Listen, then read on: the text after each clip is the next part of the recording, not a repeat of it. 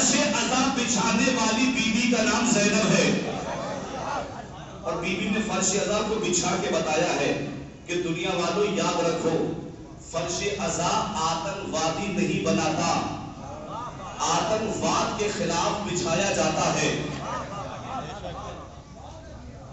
دیکھیے یاد رکھیے گا ایک جملہ، 11 ہجری کا اسلام کچھ اور تھا، 11 ہجری کے بعد کا اسلام کچھ اور۔ لوگ کہتے ہیں کہ آج آپ تبرہ نہ کریں، تبرہ کا مفہوم ہے کیا؟ یہ مجھے علی کی بیٹی زینب سلام اللہ علیہا نے بتایا ہے۔ سنیے گا، دیکھیں 2 خطبے ہوئے ہیں یزید کے دربار میں، ایک خطبہ دیا ہے چوتھے امام نے اور ایک خطبہ دیا ہے علی کی بیٹی زینب نے۔ کبھی وقت ملے تو دونوں خطبے کو اٹھا کے پڑھیے گا یا دونوں کا ترجمہ پڑھیے گا، تو ترجمے میں آپ کو اس بات کا اندازہ ہوگا کہ جو خطبہ علی کی بیٹی زینب نے دیا اس خطبے کا عنوان ہے الگ، جو خطبہ چوتھے امام نے دیا اس خطبے کا عنوان ہے الگ۔ بات سمجھ میں نہیں آئی؟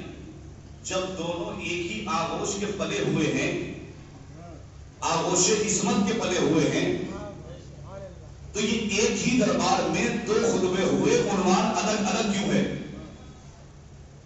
توجہ ہے نا؟ دونوں آغوش عصمت کے پلے ہوئے ہیں، دونوں نے اس گھرانے میں تربیت پائی ہے جہاں انبیاء سلامی دیتے ہیں، ملائکہ سلامی دیتے ہیں، تو ایک ہی دربار میں 2 خطبے ہیں، عنوان الگ الگ کیوں ہے؟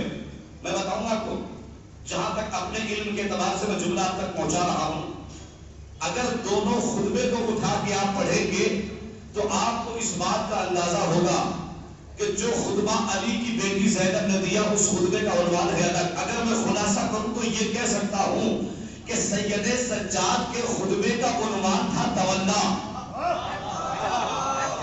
جو نہیں پہنچے انشاءاللہ میں پہنچیں گے، ہے نا؟ چوتھے امام کے خطبے کا عنوان ہے تولا، جناب زینب کے خطبے کا عنوان ہے تولا۔ میں بتاؤں گا تبرے کا لفظ کون سا ہے نا؟ اس خطبے کا عنوان ہے تولا۔